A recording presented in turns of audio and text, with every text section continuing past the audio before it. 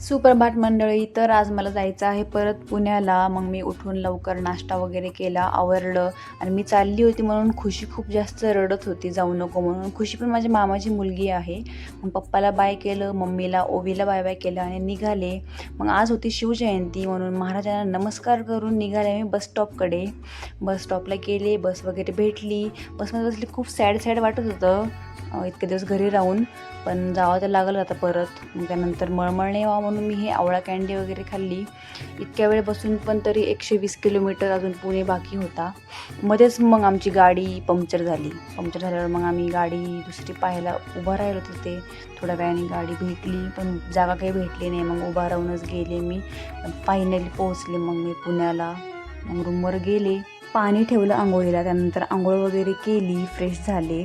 मग देवाला दिवाबत्ती केली. दिवाबत्ती केल्यानंतर मी सगळं क्लीन केलं, बेडशीट चेंज केली, झाडून वगैरे काढलं. त्यानंतर मी पहिले केलं जेवण. आणि जेवण करताना तारक मेहता पाहणं it is a mandatory thing for me. तर आजसाठी एवढंच. बाकीचं बघूया उद्याच व्लॉगमध्ये. Bye bye.